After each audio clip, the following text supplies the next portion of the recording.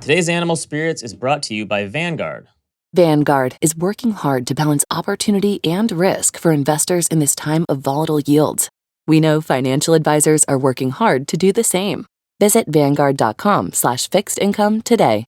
Important information. All investing is subject to risk, including the possible loss of the money you invest. Bond funds are subject to the risk that an issuer will fail to make payments on time and that bond prices will decline because of rising interest rates or negative perceptions of an issuer's ability to make payments. Vanguard Marketing Corporation Distributor. Welcome to Animal Spirits with Michael and Ben. Michael, last week you and I were in Chicago for a quick trip to do the Morningstar conference, which was fun. Cool seeing people. The night before, we went out to dinner in the Fulton Street Market area of Chicago in the West Loop. Lovely, lovely area. Really cool. And it's a Tuesday night, and we are walking around, and the place is bustling, right? The restaurants are full. They have these outdoor tables. They're all full. People are walking around. The vibes were immaculate. And you looked to me and you said, what if we, just tongue firmly implanted in cheek, you go, what if we just never have another recession again? And you were halfway kidding, obviously, but maybe there was a tinge of like seriousness. And you do get to thinking like, gosh, what is going to change people's behavior? And my only answer is like the Minsky moment here, that so much stability eventually is going to create instability. Like that's my like non-answer of what finally ends this. Is the excesses get taken too far, or people just become too accustomed and just unaware of risks that may be staring them in the face? If we were to come up with a top 10 list of potential bull market enders, I think the consensus number one would be an AI bubble that bursts and takes us down. Do you think so? Yeah, that does seem, it seems like we are in a waiting period. I was going to get to this next. Someone DM'd me the other day and said, hey, you guys don't talk enough about markets anymore or something. You talk about all this other stuff. And I don't think that's really true, but I don't think there's that much interesting to say about the markets right now. And I think that's why people are forcing, like whenever interest rates rise, people always say, oh, look, it's the bond vigilantes, it's government spending. I feel like people are kind of making up narratives because there's not that much interesting to say about markets right now, because I feel like people are waiting for an AI bubble to hit.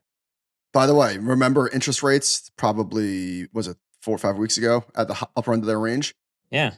Who bought the zeros on TLT? Not to brag, this guy didn't buy it. Oh, are you still holding them? Still holding. Okay. Well, I was good. Here's what I want to say. Those fears are always overblown, and I'm fine saying that. Every time rates rise a little, people freak out, and then it's really nothing. It is a good thing that Liberation Day happened. And let me explain. So we had that at the beginning of March. Is it April 2nd? What was the date? Yeah, beginning of April. Okay.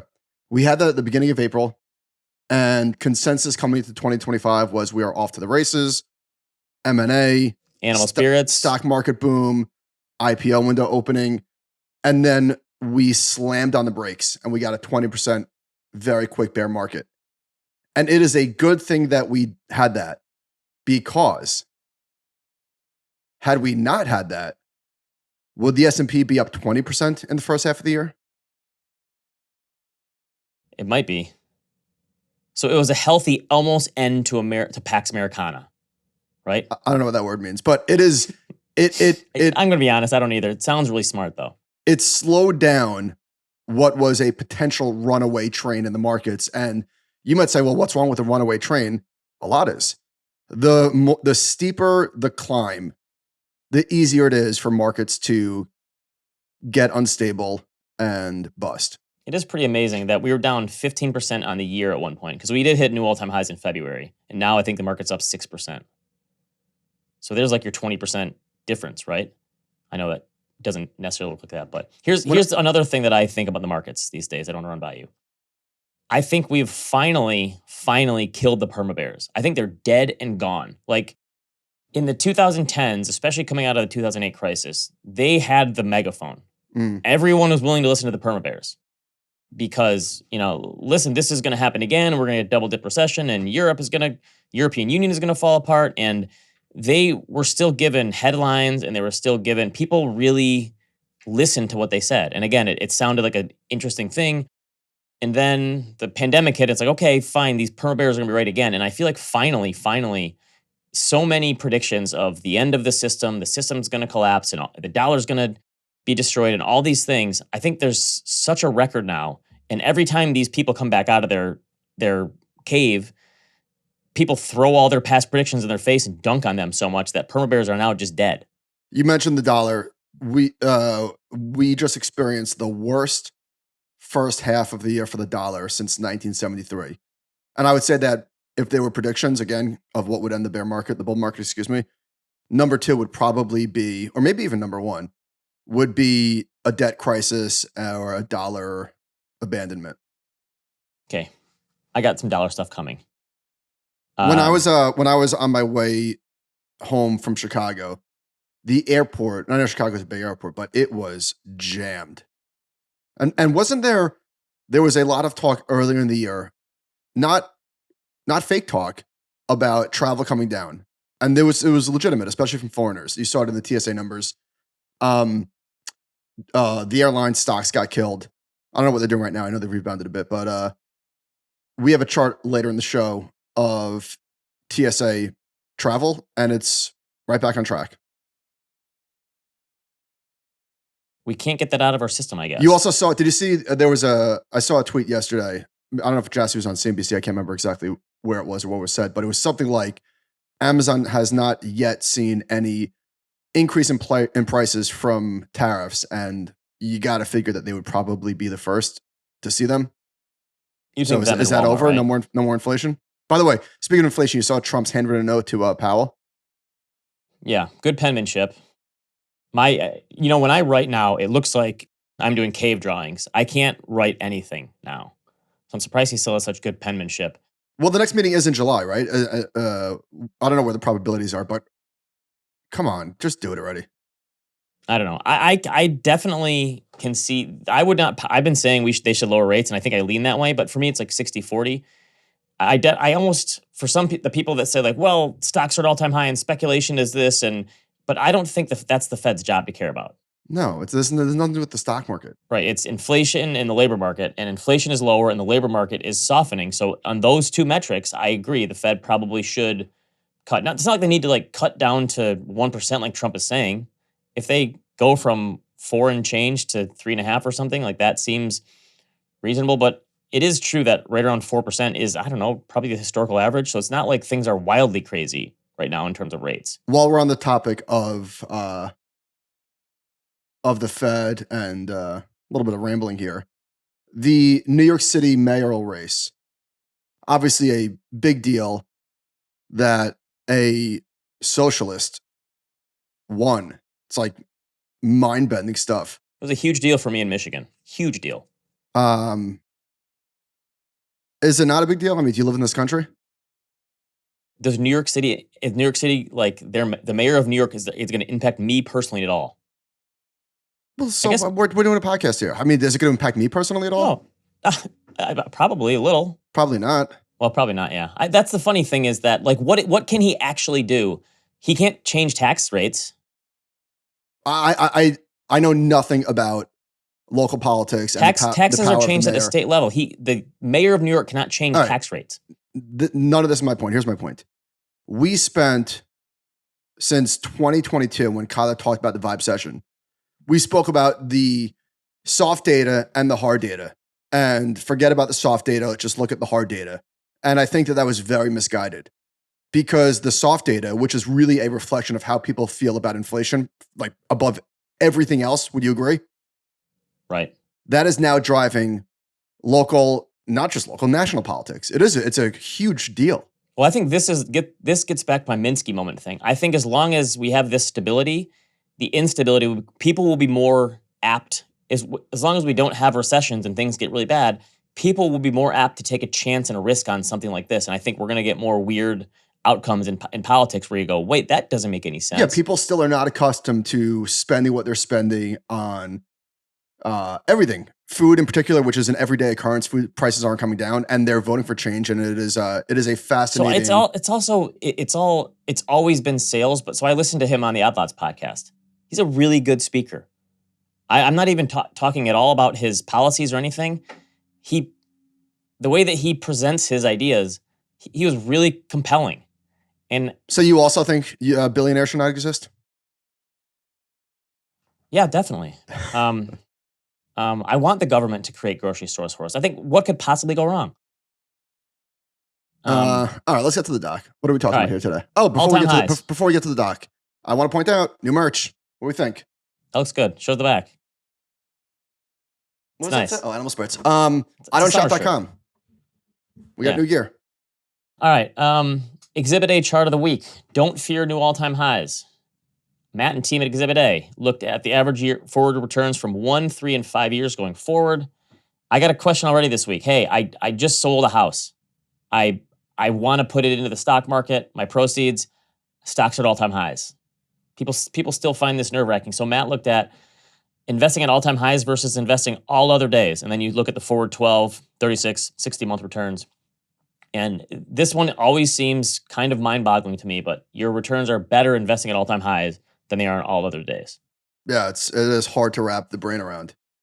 You would have no, that's when bad things can happen from there, and bad things can. Do you remember? I don't remember which one of us asked. You asked or I asked back in April. Like, what are the odds of all-time highs again this year? Oh man, what do we say? I think what we said, if the tariff stuff comes off, probably. I think that was kind of our answer, and it did, and here we are. Well, was that our answer? Yes.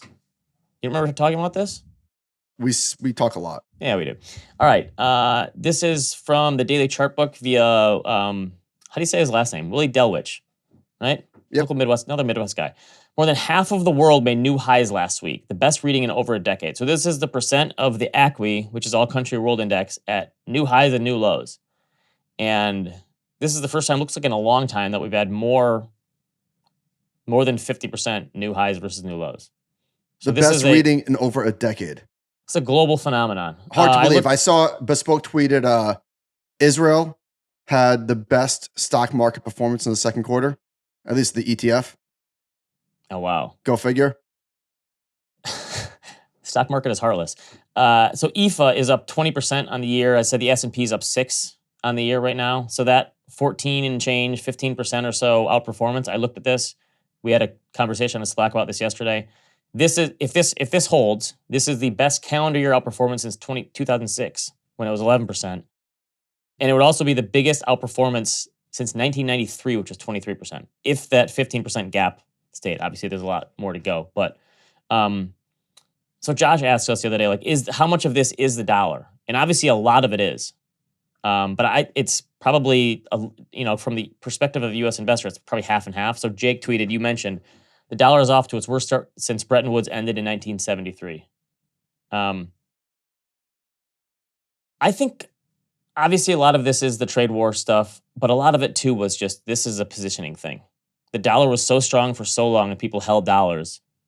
Isn't a lot of this just an unwind of that trade as well? That the dollar had a 12-year bull market, essentially? But yeah, but the case for international diversification is this is the reason. You also get the currency diversification. That's something people don't really think about very much. Mike Sicardi tweeted, this is from Goldman. Growth sectors are outperforming in the U.S. while value sectors are leading the rest of the world. So we've got that's interesting. The U.S. value divided by growth, and it's at an all-time low, the ratio, meaning growth stocks to value, said differently, are at an all-time high. But it looks there was a hard break in the beginning of January, in the beginning of 2023, it looks like.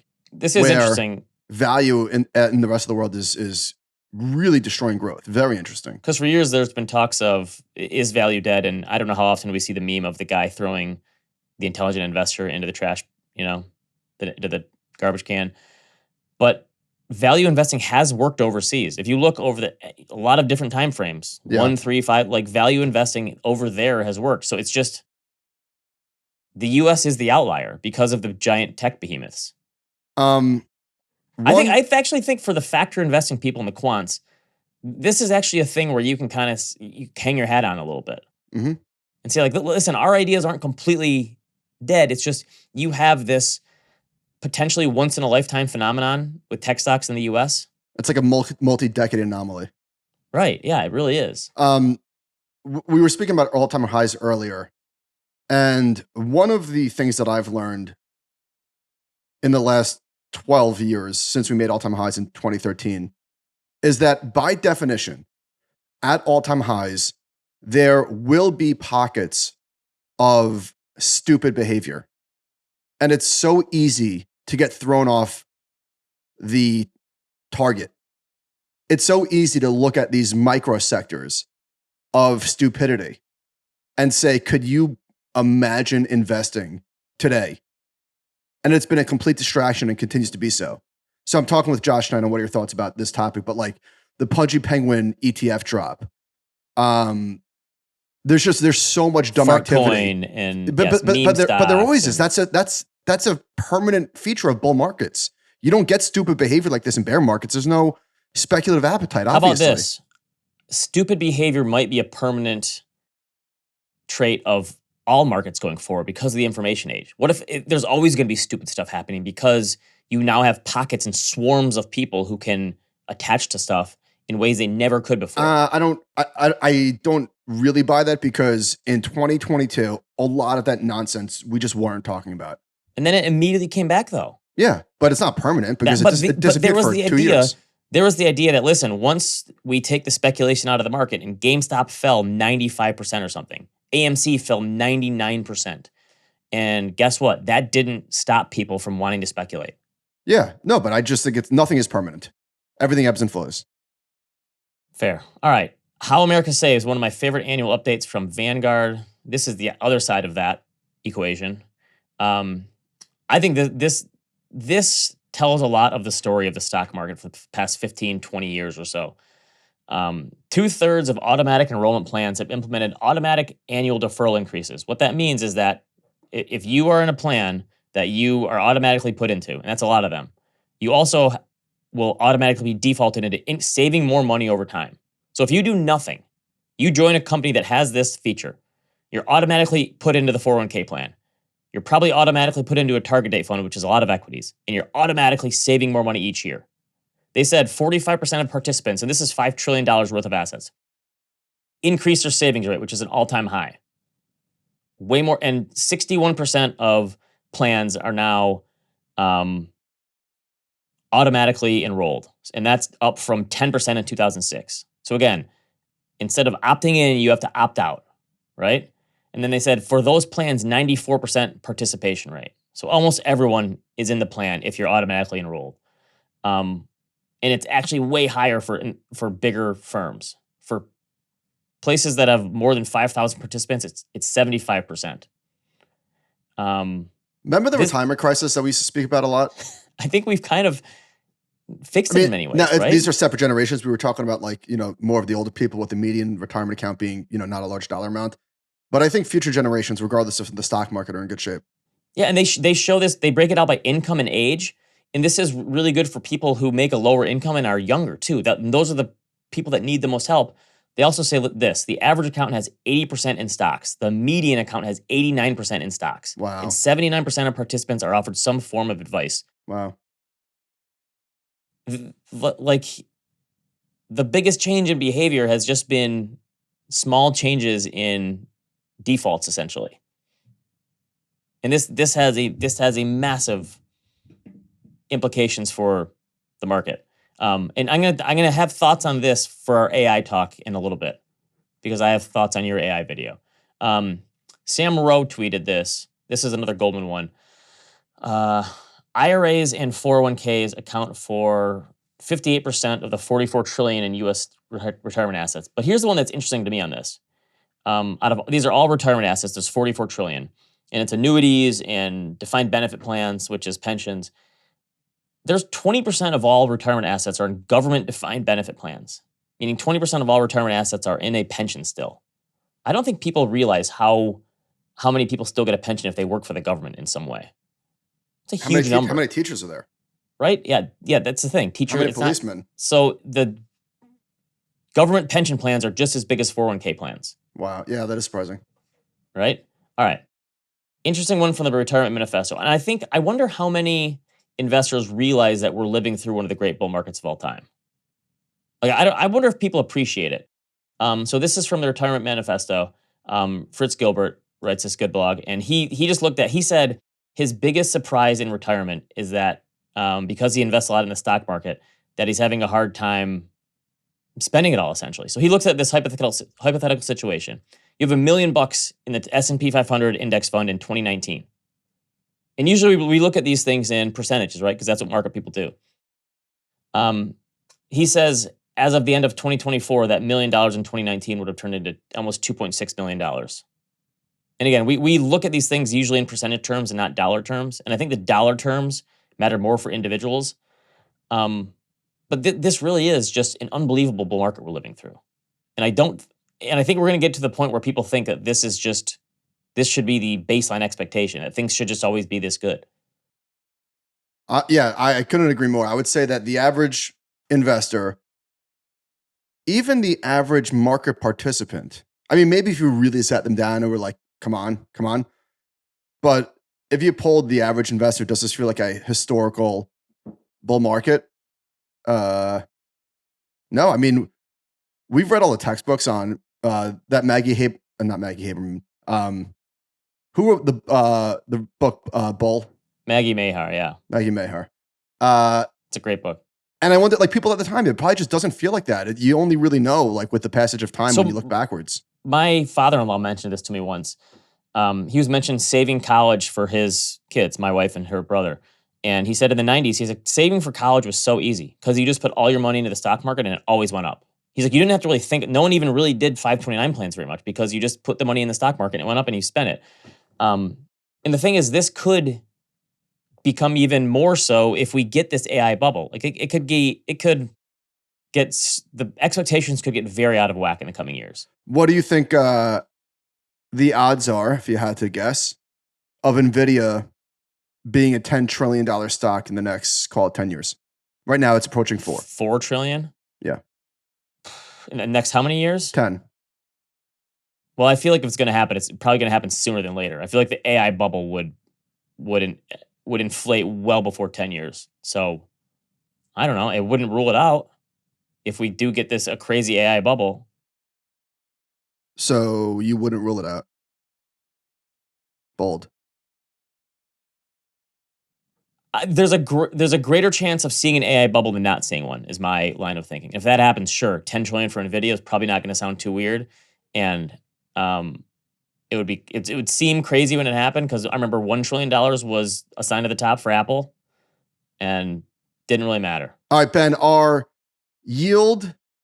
So there was an article in the Wall Street Journal by our friend Jason Zweig. These funds are yield magicians. How do they do it?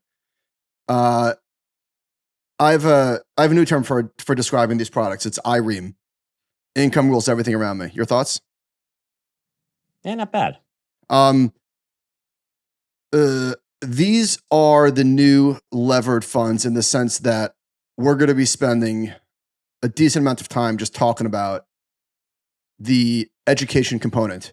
And this isn't like a call option strategy on an index. This is options on individual securities that are very, very volatile. And in many cases, they are transforming the total return into an income stream. And guess what? If the total return of these the underlyings drop, so is your return. Yeah, it doesn't matter what your yield is. Here's the lead. The dividend yield on the S&P 500 is 1.3%. As if by magic, nearly a dozen exchange-traded funds were offering payouts of at least 100% this week. These funds generate high weekly or monthly income by trading option contracts on a single stock. Such option income funds have been wildly popular this year, attracting more than $6.4 billion in new money, according to FactSet. So people love income. They can't get enough of it. And guess what? The demand is there, and they will most definitely be supplied with products. So on our 2 most recent Talk Your Books, we spoke with Neos and Calamos about some of the products that they're offering. Now, these are not this, where they're offering 100% returns. But nevertheless, the category is exploding, and it really is important for investors, obviously advisors, but investors too, to understand that there is no magic or alchemy. Everything is a trade-off, and there's nothing wrong with income, but don't be seduced by the sticker income that you're going to see in your portfolio, because always actually, there is some sort of string attached. In my book, A Wealth of Common Sense, I wrote about myths, the biggest myths in investing. And I wrote saying that yield is not the same thing as total return. And I think I used like Annaly Capital, those REITs back in the day. They had like 15% yields. And I looked at, here's the yield every year, but then here's the total return. And the yield was 15% on these things, and the total return ended up being negative over time because the price of the stock fell. And that you're just because this says 80% yield on it does not mean you're going to get 80% in this stock or in these positions. Yeah. All right. Last week we talked about the new grad crisis. I think you were on board saying, I'm willing to call this a crisis. So is Derek Thompson and his new Substack. Derek went full Substack on us. He says young people are facing a hiring crisis. AI is making it worse, and he shows this new grad gap. This is alarming and getting worse. Total unemployment minus recent grad unemployment, and it's just showing that in the previous 25, 30 years, you actually had a better chance of getting a job as a new grad, and now it's going the other way. It's a minor change, I would say, on the margins, but it's yes, you're right, it's going in the wrong direction. Here's the counter argument from our friend Jake at Economic. He says the average college grad is now 24 years old, up from 22 in the 1980s. 40% of graduates now go on to grad school, which is really high to me. I didn't realize that. That's a crazy high number. So he says, thus, the applicable bucket is 25 to 29, where unemployment is near a record low. Thoughts? I think that's a pretty good counter argument. Like, what if people are just waiting longer? Okay. So, okay. You know what? Seems like a fair rebuttal. I don't want to knee-jerk. But it's also not. But it is true that it's not easy for new grads, and I've heard this from numerous people saying we've paused. So this is a real thing. I also kind of think that fine. Jake's counter seems valid, but this is the type of thing that I trust, my senses and instincts here, that there is something happening. And it's not like it's not like, why is this? We can't explain. No, we know exactly what's happening. We know exactly what's happening. There's a mega trend of productivity of AI that is doing things that these people otherwise would have been hired to do. This is not, you don't have to do mental gymnastics to come up with an explanation. It's right in your face. There was way too much overhiring in the past 3 to 4 years, right? It was the strongest labor market we've ever seen in our lifetime. And that was part of it too. So yeah, no, I think it's going to get worse, but this is not my beat. Okay, somebody showed us this chart. It's fast food price inflation since 2014, and I'm going to just take this at face value and just say that this data is accurate. I'm calling fake news on this, and I'll tell you why. Okay, please do, because that was like... Well, at least for McDonald's. Okay, so they show McDonald's having the highest national inflation rate at 100% since 2014. I have the inflation hedge here. You have to have the app, because if you have the app and you spend more than $10, you get 20% off of your entire order. Okay, how about this? Let's just agree that perhaps these numbers are a bit inflated. See what I did there? Yeah. But let's say that even if they are inflated by 40%, even by 60%, the increase in fast food prices and all food prices is absolutely bonkers. I don't know what Chipotle is these days because I haven't had it in a long time. Is it $14 for a bowl? I got a veggie bowl the other day for $9.99, but that's a veggie bowl. Okay. Well, anyway, this just goes back to the underlying mood of the country, which is social media and politics, and why the bull market is not appreciated to the extent that it is. I do think that it's a real thing that in the 2010s, companies were really scared of raising prices because economic growth is slow and the employment coming out of the great financial crisis, employment and hiring was slow. And I think that the 2022, 2021 inflation finally gave these companies an excuse to raise prices. Mm-hmm.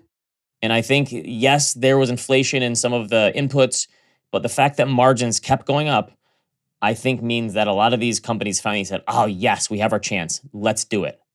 And I think that is really part of what happened. So I think they were suppressed in the 2010s, and then they finally got their chance in the 2020s. Did you see the picture? Well, it doesn't matter. I was about to say a social media thing. Who cares? The Peter Thiel with that girl. I don't know what was going on. No, I don't know. Okay. I linked to the Peter Thiel interview here on the New York Times, and it is kind of weird because he did say he didn't know for sure if humanity should survive, which is an odd take, I guess. That's what you want one of the most powerful people in the world saying. That's cool. Well, he wants our consciousness uploaded into AI or something. I don't know. That's going to be a movie theme for a while. I can't remember. It was already in a movie somewhere or a TV show, but that'll be a big movie theme in the years ahead. Like our consciousness living forever. It's the new. In a It's machine. the new like rich people are the enemy. It's in everything these days. Yeah, it is. All right. So he was asked, what is the impact on AI going to be? He said, my placeholder is that it's roughly on the scale of the internet in the late 1990s. I'm not sure it's enough to really end stagnation. It might be enough to create some great companies, and the internet added maybe a few percentage points to GDP, maybe 1% to GDP growth every 10, 15 years. It added some productivity. So that's roughly my placeholder for AI. So what if, because the internet changed our lives forever. The way that we interact with each other, the way that we communicate, the way that we work, everything about the internet completely changed our life, right? We can agree upon that. It didn't completely change the economy. It changed the type of companies there are. I don't know about that. No, in terms of growth, it didn't. The internet didn't add this insane growth to GDP, right? So what if AI is the same thing, where it's going to completely change our lives? It's going to change the way we work. It's going to change the way we communicate. It's going to change the way we plan for things. It's going to change our efficiency. What if the impact on the economy is just kind of like, it added some productivity. It didn't really like completely change, because people are probably throwing out weird numbers. AI is going to add 3% to GDP growth. What if it just, in the numbers, it doesn't change much, and it's more a stock market thing than it is an economy thing? But the stock market drives the economy in a lot of ways, even if it doesn't show up in like raw GDP numbers.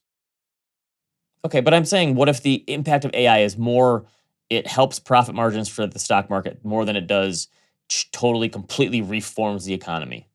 I think that's a pretty decent baseline.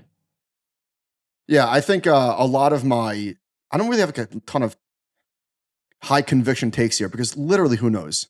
Yeah. But I think that's a pretty good baseline, as opposed to like it's going to reshape things, that it's going to be. All right, you 2 or 3 weeks ago called me one morning, and you were very concerned. No, I'm not concerned. I was concerned. Is the wrong adjective. You were deep in thought. How's that? Deep in thought. Very deep in thought. You said, I had a crazy thought this week, and I have to run it by you. I think it's possible AI is going to replace financial advisors. And I said, whoa, tap your brakes. And you said, I'm going to talk. I got to talk about this. I'm going to bring Dave Noddick on the Unlock. I'm going to talk to him about it. I listened to that, and I think you kind of had some time to sit and consider and think about it. And I think I'm more on Dave's side of this thing. I think that AI will probably help a lot of DIY investors and maybe create some more DIY investors. But I don't think AI is going to replace financial advisors. All right. So I spoke with Dave at the Unlock. Talking Wealth is a show. I'm talking to Jason Wang tomorrow about the custodian advisor relationship and what that's going to look like in the future.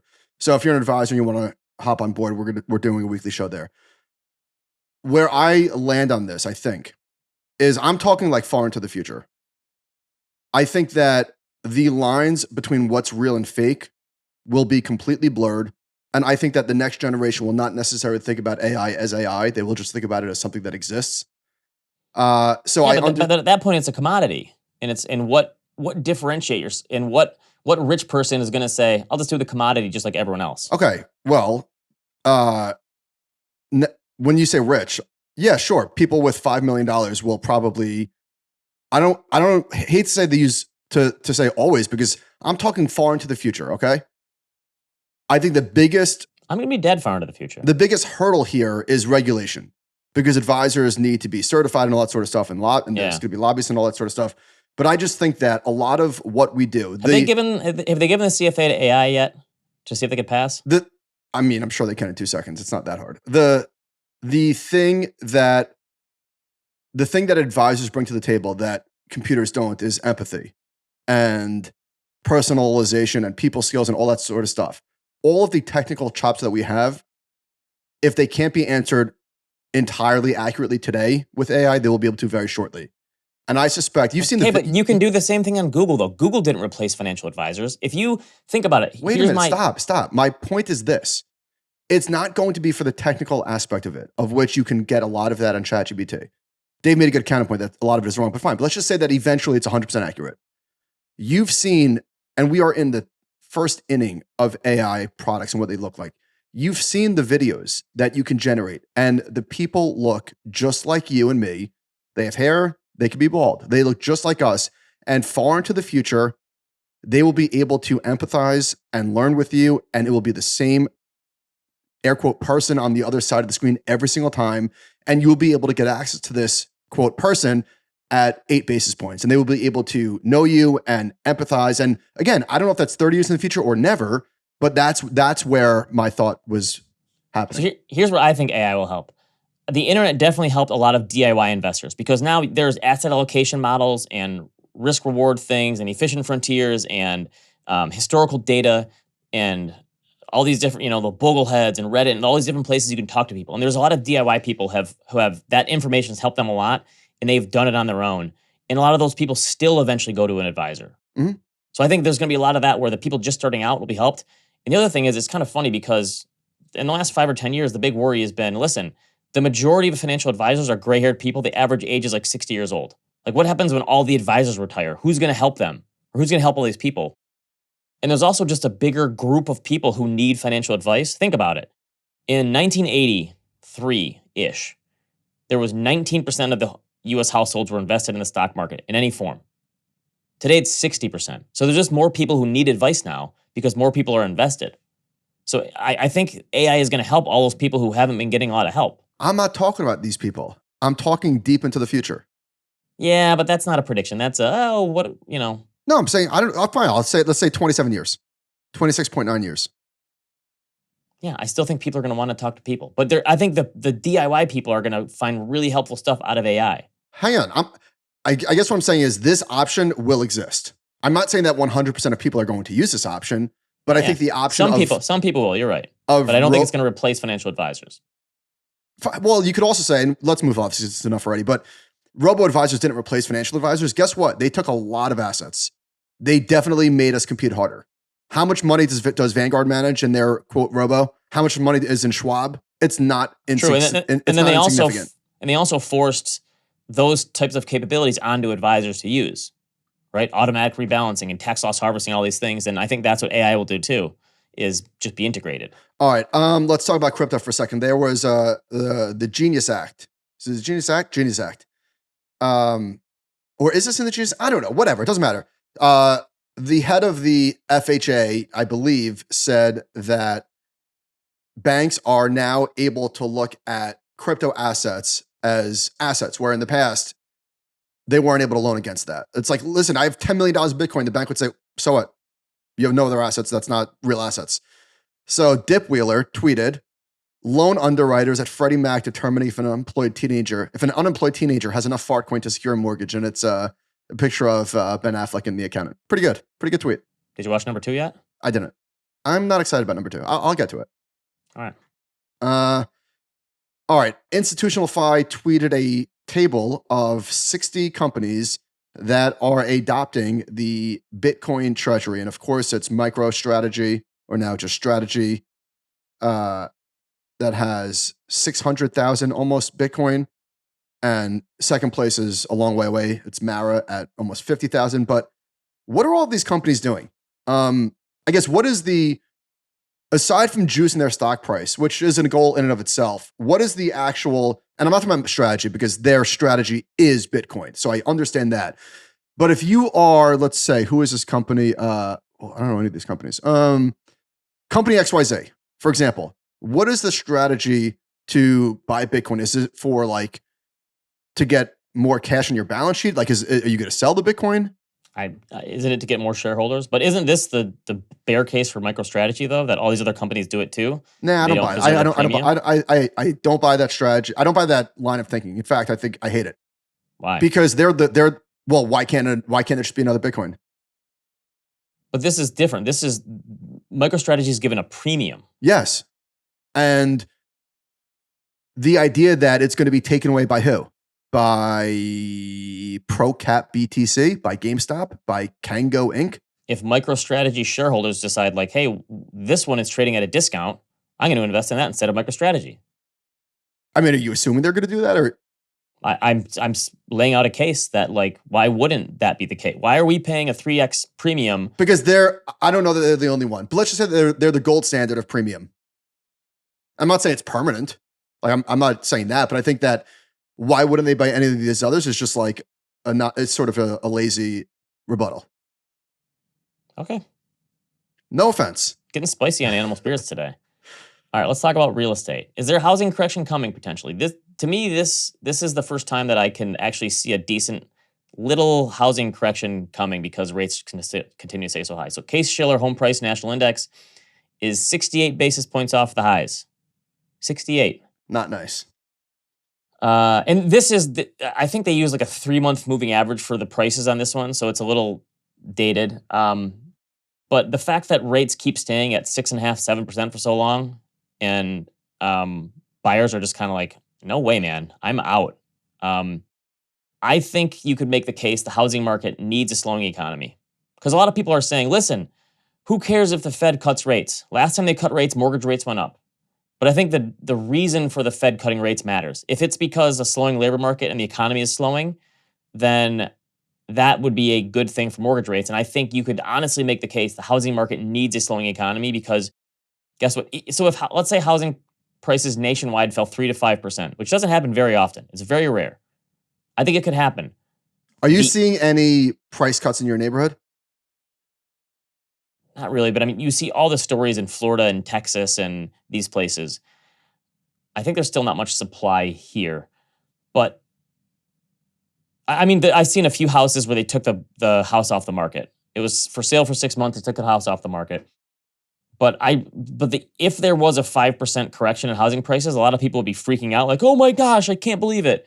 The solution would just be lower mortgage rates and then demand comes back. I think that's if you put together a 5% correction in housing prices and mortgage rates go to 5%, boom, housing mini crisis solved. So I do think if housing prices fall, the same people who've been screaming about housing affordability are going to be screaming there's a crisis happening. Yeah. Well, the people that scream always scream. You're right. Well, true. Okay, this is interesting. So the rates have been high for so long now. This is from Odetta Cushy on Twitter. She says 20% of mortgages still have a rate of less than 3%, which is so insane to me. 1/5. But it's now 19% have a rate of over 6%, and 10% have a rate over 5%. So it's getting a little more balanced. It's still, 80% have one less than 6%, but that's a way higher. It's much like we're slowly but surely churning those low mortgages, where the 6% and up are having a bigger proportion of it. This is a good email. His in-laws live in a wealthy area of San Diego. He said, however, they are by no means wealthy other than the house that they own. I think that this anecdote is representative of a decently large number of people. They bought their house 45 years ago for something insane like 36 grand, own it outright, and is now worth well over $4 million. They're in their 80s and don't want to sell because they don't want to pay tax on the massive gains they have and take away the step-up basis that their kids would get once they pass.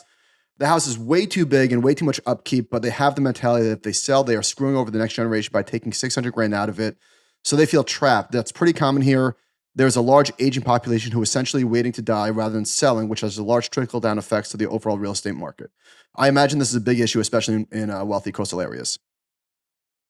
That makes sense. I mean, this is like getting down to like housing nobility, where this doesn't seem fair, right? Because plus you're getting the step up. If I was a kid, I would tell them sell it. Who cares, right? It's still a massive, massive gain. Or take out a huge home equity line of credit or something. Spend the money. Enjoy it. Don't worry about us. It's interesting, though. All right. From Bloomberg, a tidal wave of alts coming that we've been talking about. So there's a survey shows 80% of alt managers plan to launch retail-friendly products and structures, nearly double from 3 years ago. Morgan Stanley just filed for a multi-asset vehicle designed to provide exposure to everything from venture capital to private debt, real estate infrastructure, all in one fund. So this stuff is it's coming. They're chomping at the bit here. My only big takeaway here is that So this is from Bank of America. Number of retail clients holding alt assets has more than doubled since 2020, and the firm adds 50 new funds to its platform each year.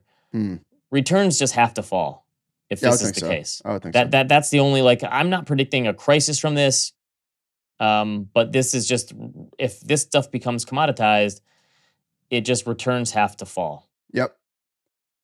Or there's going to be a fund that's going to receive some serious markdowns as managers get over their skis, and then investors can't get out, and that's when people start freaking out a little bit. Like, holy crap, this thing fell 30%, and I can't get out.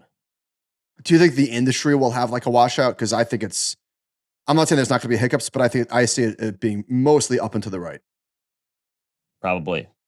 Okay, we spoke. I wouldn't bet against the trend of trying to get. Listen, all of our fees have been wrung out of the stock market because everyone's investing in index funds and ETFs and free trades. We need to get our fees somehow. That's the active manager solution. We spoke about investor positioning, this chart from JP Morgan's Guide to Alternatives, and I forgot to mention the chart on the right. So just within the context of the conversation of Yale dumping $6 billion in a secondary, which is something that they've done, not infrequently in the past, and also there's regulatory reasons why they might be doing this. So they did a survey, long-term alternative asset allocation plans, and they asked the share of institutional investors that plan to increase, maintain, or decrease their allocation by different verticals in alternative asset management. And in private equity, 46% plan to maintain their allocation, 48% plan to increase their allocation, and only 6% plan to decrease their allocation. So this idea that institutional investors are dumping their alts, their private equity, onto the unsuspecting bag holders of retail, at least according to this, it's 6% plan to decrease their allocation. I just don't buy that argument. And a lot of them are held hostage because if you get into a good fund that you want to stay with, listen, I invested in Fund 4. If you want to stay with us, invest in Fund 5 and 6, pony up some money now. Yeah. So a lot of these institutions feel trapped. I'm not saying that we're not going to hear horror stories of bags being dumped on retail, but just this idea that it is a mega trend of nefarious behavior, that's not happening. I also think the bag thing is more, they're stuck in these companies that are not having exits. So we just need more money to invest. And that's where the bag holder thing comes from, is that we need you to pony up more so we can invest in more companies because we're not having the exits that we did in the past. We're not giving the distributions. S&P Global has a post out called Look Forward, Future of Capital Markets. And there's a lot of good stuff in there. But one thing that caught my eye was how wealthy the United States is. So we have over $21 trillion in investable assets among the mass affluent and middle markets, representing more than 40 million households. So this is like the wealth management cohort.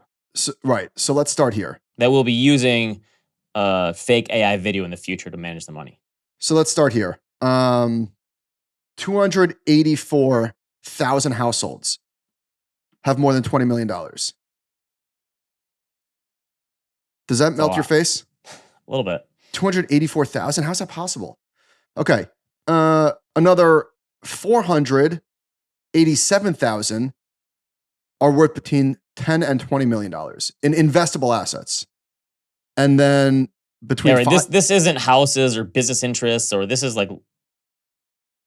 I believe it's investable assets. Okay. And then 5 to 10 is 1.578 million. And affluent, which is 2 to 5, is 3.9 million. We have a very rich country. Whew. But this is why the pitchforks are coming out, though. Right? Part of it, yeah. It's the distribution is certainly uneven. That's capitalism. All right, this one surprised me. Did you look at this Uber thing yet? How many people actually tip? What percentage of people tip their Uber drivers? Because I would have thought it's like restaurants where just everyone does it. What percentage of people currently tip their Uber drivers? What's your guess? I just saw the number. Okay. I would have thought it would have been way higher. I would have said 80%. It's 20%. I thought that it was assumed that almost everyone tipped. Because Isn't that you want to keep your star rating high so you tip? I assumed everyone tipped an Uber driver. This is shocking to me. If I take a draw, and I don't take them very often. Okay. So I almost always tip. The only time I don't is if I forget, but I almost always tip.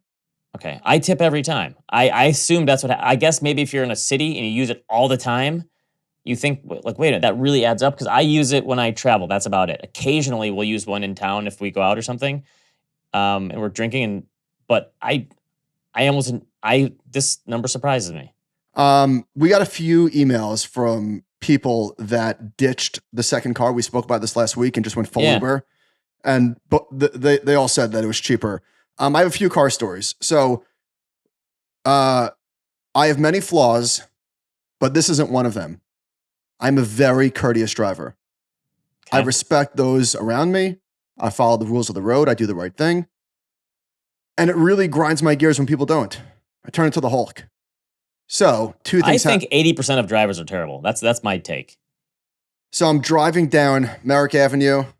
There's a dairy barn on the right that has the exit. So it's one lane that goes straight, right?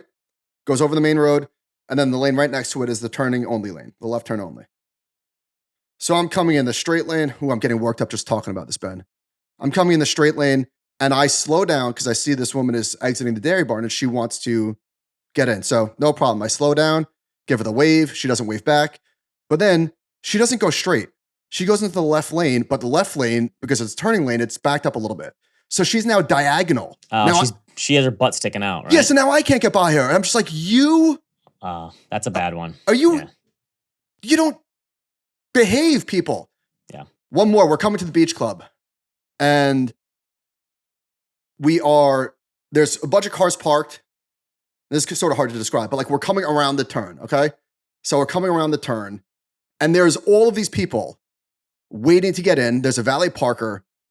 And this lady just stops 100 feet in front of where she should have. And I'm watching this and I couldn't believe what I was seeing. She gets out of her car and just starts emptying it. And there's two, males in their 20s that just start getting out of the car and just taking their stuff. And I'm looking at Rob, I'm like, is this really happening? She goes, don't. So I blast the horn. Because it's just... That's what the horn's for. It is one of the rudest acts I've seen in a long time. Because now traffic is piling up and people can't see because there's a turn, like I said. So there's just cars just piling up because the chutzpah of this lady to think, you're behind me, nothing matters, I'm doing my own thing. People are so inconsiderate, it's unbelievable. So I blast the horn and she looks at me, she goes, like what? Don't even realize it, right? That was a valid honk. Unbelievable. Sorry, I just had to get that off my chest. All right. All right. So Bill Art sent me this. This is a thing that I'm unaware of, but apparently it's a thing that exists. So AMC does these, I don't even know how to describe them. You buy a ticket and it's like a lottery. It's like a random, you don't know what movie you're going to see.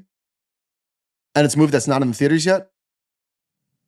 Oh, okay. So it's like a grab bag.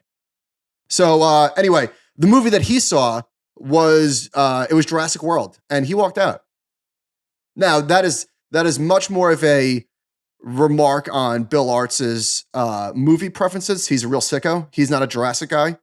He likes the gnarliest horror movies like I do. Boy, I can see doing that when you're younger. Like I'm gonna roll the dice and see what movie comes up. I would never do that at our age. I don't know that I would. That's a serious dice roll. I don't know that I would do it either. No way. All right, sticking with the theme of they're just remaking everything. The Strangers Chapter 2, which is the original Strangers. What year was that? Like the turn of the century? Was that like 2000? You're asking me like I've ever heard of this before. You never saw The Strangers? Come on, man. Look at this poster. No, of course I didn't see it. So The Strangers is with Liv Tyler. Who's the main guy? And it was a very, very 2008. Okay, it was a very scary movie. Liv Tyler and who's the main guy? Don't know him. Do you just not become desensitized to it after watching a million of these? I get scared. That's why I go. I go for the adrenaline. Social Network 2 is just there's no way that's gonna be good. So Social Network 2, why? That's yeah. All right, can I tell you this? For your guy Denis, yeah. He's doing the new James Bond. I'm shorting that. He's not a James Bond director. It's not. I also think they've run out of ideas for James Bond. You're Bill Ackman. I'm Carl Icahn. I will take all of the. Okay, I'm shorting James this, Bond and stock. also they've done it. There's nothing else they can do for James Bond. I think it's kind of over. Besides the point, so I want Theo James in the actor's seat. Okay, I was listening to the Big Picture, and the heavy favorite is Aaron Taylor Johnson, but I want to see Theo James. I think one of the Daniel Craig James Bond movies was good. The other ones were all way too long and not good. Okay. Well, I'll be seeing it, and you'll be wrong. Are you excited? Did you watch the trailer for Project Hail Mary? I sent it to you guys yesterday. I can't wait. I loved that book. So, are you short that one as well? I'm very long. That's the kind of one where you see that trailer in the theater and you get goosebumps and you're so excited. I don't know how they're going to do the alien in that movie. Yeah, the description of the alien. They smartly teased it. That's my only worry, but I loved that book. All right, I have 2 more quick things. Do you have an Apple laptop? Nope, I have an Apple Map desktop. Okay. Well, same thing. You use the messaging, you text on your computer? Sometimes. Okay, not very often. This bugs me. I don't know. It seems like an easy fix. So right now I'm looking at my laptop and I've got my text message open and it's on a text message, okay? Okay. Like if I were to type, it would be on a certain text message. But then when new text messages come, your text box stays in the old text message. So it's very easy to see a text, start typing, and then you reply to the person behind them. Why can't they fix that? Your text box, your mouse text box should automatically go to your newest message. I guess that's why I don't do a lot of texting on my computer. Tim Apple, if you're listening, please fix that. One more thing, Ben. I sent this with you. As somebody who is not just courteous on the road, but courteous in email. This was in my inbox, my LinkedIn inbox. It was a link to an article from a company that we know. I know the founder, and this person, it's a salesperson. Listen, shoot or shoot. So he sent us a link and then said, now mind you, this is a stranger. I've never met this person. Why don't you guys do something with us? Like, what's wrong with you? I mean, that's how I took it. Very aggressive. I don't like that. I don't talk to people that way. I don't like being spoken to that way.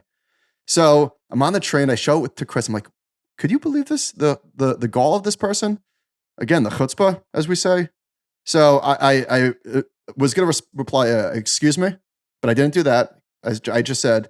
I said, does this message usually get a positive response? And then he said, first person I sent it to. So maybe not, question mark?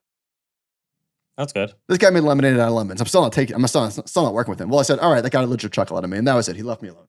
That's why it's hard to understand text in a text message. Like maybe he was thinking like, why don't you guys do something with us? And you think it as like, why don't you do something with us? It depends on the tone. Could be. So, all right, what do you do in this scenario? I am on the plane to Chicago and I got 2 missed calls from a number that I don't recognize, but it's like a local number. And then I get a third missed call. And then I see it calling a third time. So I pick up. It's 3 calls. You got to assume it's like something relatively important. Kids or something maybe. Yeah. So I pick up and I'm on the plane. I said, hello? He goes, hi, Michael. This is blank from blank. I'm like, whoa, hold on. How do you get my number? Well, we're just reaching out to see. I'm like, we're already a customer of yours. Do you not know that we're already working with you? Oh, I'm sorry. I just, I'm kind of new here. I'm like, what's your, and he hung up on me. And I was about to say, what's your name? And he hung up on me. Now, I thought, what would you do? I know what you would do. You do nothing. Yeah, I would let it go. Okay. It's a young person. They don't know what they're doing. Yeah. But 3 missed calls, that's a lot. So I was thinking like, That is a all lot. right. So by the way, I called him back because I'm like, you hung up on me? I called him back right away. He didn't pick up. So we had a guy come to our door the other day and I'm in the basement. I think I was lifting weights, not to brag. And you are looking very swollen these days. Is it swole or swollen? I guess either work. I don't know. I'm an old, I don't know. So I'm in the basement, got our little workout room down there, and I hear the doorbell ring twice. And my wife's like, can you get it? I don't want to, I'm in PJs or something. I don't want to get it. And I'm like, just ignore it. Ring again. And she's like, can you just get it? And so I walk upstairs and then the guy knocks. And I open the door. I'm like, what? And it's a young kid and he stepped all the way back. He's like, and he's trying to sell something. He goes, and he goes, dude, we're selling house washing. I'm going to wash houses. And I wanted to be like, dude, you got to work on your delivery a little better. But I said, appreciate the offer. We actually just had it done a couple weeks ago. All right, thank you, sir. And he runs off. Do you wash your own house? You power wash your own house? No way. I do. Okay. It's hard to get certain spots. And our house is white. Our house is white, so we need to have it. So you're right. It is hard to get certain spots, and guess what? Those certain spots, they just sit green in my house. Can't get to them. So anyway, no. The way they do it ours though, we do it once every 3 years. They spray this. This is really boring middle-aged stuff. They spray this cleaner on it. They don't even power wash. They spray this cleaner. They leave it on there for a minute. Then they just hose it off, and the stuff just melts off, and it's good for 3 years. There is something very satisfying about seeing the melt off. Yeah. Anyway, so I'm thinking, do I call this? I mean, I know the founder. Do I just call him, be like, hey? But you know what? I let it go. I mean, that would be very, very little of me to get this kid fired. But definitely let it go. Come on, you don't call somebody 3 times in a 35-minute window. Who does that? Hey, always be closing. All right, I got a lot of recommendations, so I got to get to these. All right, take the mic. All right. I saw The Ballad of Wallace Island pop up on Peacock the other day. Like, oh, new movie. A guy I've seen in a Ricky Gervais show or two, Carey Mulligan, who I really like. And then the same day, someone emailed us and said, you have to watch this. This is a total Ben movie. Okay, so we watched it last weekend. This is my favorite movie I've seen in a long time. You absolutely shouldn't watch it. This is a total Ben movie. I give this a 7.5. It's so 2 guys wrote it and star in it. They wrote the movie. One of the guys also wrote the music for the movie and sings all the music in the movie with Carey Mulligan. So this is like, it's a comedy, but also has some heart to it. It's got like subtle British humor. I'm a big fan of British humor. Like they don't hold your hand with British humor, but the guy in it who also wrote the movie. So here's the premise. A guy lives on this remote island in Wales. He's got a big mansion because he won the lottery. He lives by himself. His wife died. He pays his 2 favorite folk singers who used to be together in a group to come give a show to just him on the island. Pays him a lot of money. And then hijinks ensues. And this guy is like a poor man's British version of Galifianakis. He was hilarious. But also so I really like this movie. Total Ben movie. Again, you shouldn't see it. But if you're on the Ben corner, this is a total Ben movie. I love this movie. Can I tell you something? I hovered over the description because I saw the recommendation coming in. I just went, I read it, I said, what? Nah. And I even listened to the album. Wow, you even listened to the album. Yeah, it's actually it's pretty good. So this got me thinking, this guy is a poor man's Galifianakis. Whatever happened to him? Because after The Hangover... He's still... Oh, you know what? You said Galifianakis, I was thinking of... But I was thinking of Gaffigan. Oh, yeah, where is Galifianakis? He should have been... I think he maybe didn't want to be so famous, but he should have been Will Ferrell for 10 years. Here's the thing. Here's my take. They did 2 Hangover sequels. He did that one movie with Robert Downey Jr. called Due Date, which was okay. But The Hangover came out in 2009. That was a generational top in movie comedies, and we've been underwater in a drawdown ever since then. We're in a 50% drawdown and never came back. We're in a Japan of comedy movies. So that's what happened to him. There wasn't any good comedies coming out anymore. You know what's bizarre? I kind of thought that you were right, that Galifianakis just disappeared. He got too famous and that was really not his life that he wanted to live. But I'm at his IMDb and he's been working this entire time.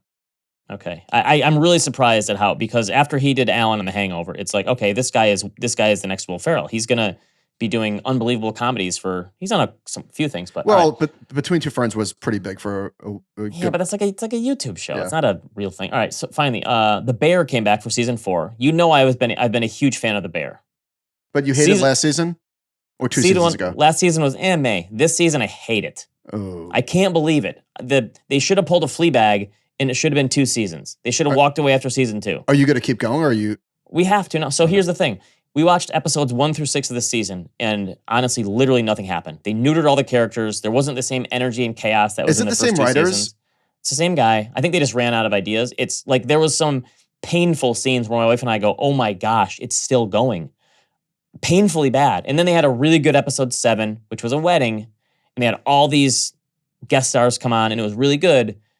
And now we're 2 episodes from the end, but they totally botched it, and it's a terrible, it's limping to the finish line, like totally limping, like they shot the leg off. And anyway, they should have pulled a Fleabag and gone on after 2 seasons.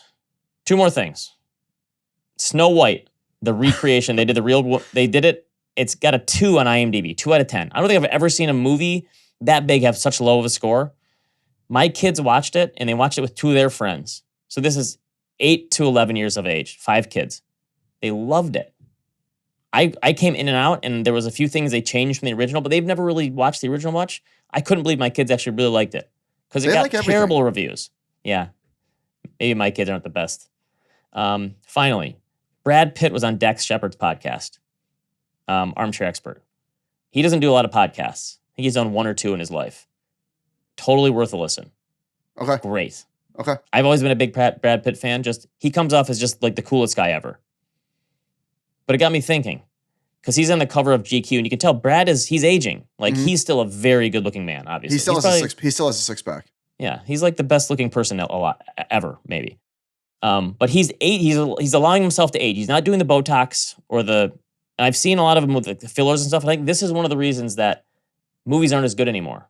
Actors and actresses aren't allowing themselves to age naturally. Like, a lot of the actresses look the same at age 50 as they did at 30 almost. Mm. It doesn't feel real almost. So I saw F1. And oh yeah, what did you think? Brad Pitt, I did notice like the arm is getting a little bit of loose skin in the elbow area, that's what happens when you get older. Yeah. And I was like, yeah, good for him. He's aging. But then he takes age. Yeah. But then he takes off his shirt and he's still shredded somehow. But what did you think of F1? I'll get to that in a second. Okay. Real quick. So I'm out of TV shows right now, which is fine. I kind of need a break. I'm very happy to just be falling asleep and scrolling. I watched probably 20 minutes of Superbad. And I think for you and that was my peak comedy. That's my favorite comedy of all time. Yeah, me too. But there's probably a lot of young people who have never seen it or never heard of it. And I implore you, young people, watch Superbad. Yep. It is just laugh out loud, even though you know every line of the movie. And then also I caught 20 minutes the other night of a movie that I plugged pretty aggressively when it came out, and I'm going to do it again. Incoming on Netflix with Studes. Remember that movie? The high school teacher? Oh yeah. Great high school movie. Oh yeah, good party movie. Very good. It's one of those. They don't make any many good party movies anymore. It's one of those comedies that they don't make anymore. Okay, so F1. This is from IMAX.